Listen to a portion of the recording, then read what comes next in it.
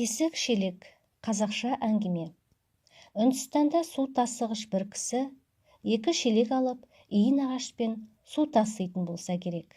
Алайда екі шелектің біреуі тесік екен. Бүтін шелек өзіне құйылған суды қожайынның үйіне сол күйі шашау шығармай жеткізеді екен де, ал тесік шелек болса толтырып құйылған судың үйге жеткенше жол бойы сыздықтатып, әрең дегенде жартысын ғана апаратын көрінеді. Бұл жағдай дәл осылай тұп-тура 2 жыл бойы жалғасыпты. Су тасушы күн сайын қожайынның үйіне толықтай 2 шелек емес, 1,5 шелек қана су жеткізіп жүріпті. Сау шелек өзінің қалтықсыз қызметін мақтаныш көрген сайын, тесік шелек байғұстың іштей мұңайғаны сонша жерге кіріп кете жаздап, ұялып, өзін қатты ыңғайсыз сезінеді екен. Арада 2 жыл өтіп, бір күні әдеттегідей өзен жағасына тағы барғанда, шыдамаған тесік шелек су тасушыға қысыла-қымтырыла: "Сізден кешірім сұрасам деп едім. Білсеңіз, ылғи алдыңызда ұяттан өртене жаздаймын" депті. Назарын төмен салған күйі. Таңқалған су тасушы неге деп сұрапты.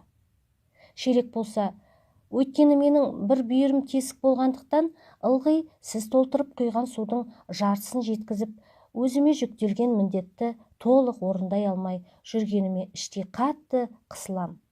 Менің кесірімнен сіз де өзіңізге тиесілі төлем ақыңызды толықтай ала алмай келесіз" дегенде, су тасушы: "Оған бола қайғыратын түк те жоқ.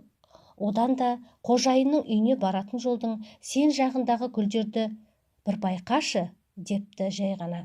Тесік шелек байқаса, қожайынның үйіне жеткенше жолдың өзі жағы шындығында да жапырағы жайқалған, иісі аңқыған небір гүлдерге толы екен. Тіпті әлгі гүлдерге қызуы жақсы түсіп тұрған күнді де байқапты. Сонда су тасушы: "Көрдің бе?" деп сұрапты.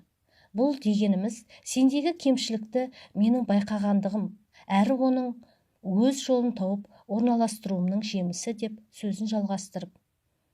"Әдейілеп жолдың сен жағына гүлдер ектім, ал сен болсаң бір өзеннен су алып қайтқанда оларды суарып тұрдың. 2 жылдан бері осы әдемі гүлдерден қожайынды таң қалдыра дастарханды жайнатып келдік. Егер сен тесік болмағаныңда, қожайынымыздың үйінде мұндай әдемілік болмас еді" деп түсіндірді. Бұл әңгімеден түйетін ой, барлығымыз пенде болған соң, тесік шелек секілді әркімнің де өзіне мәлім кемшіліктерінің болары сөзсіз. Алайда кемшіліктен қуыстанып қорқа берген жөн емес.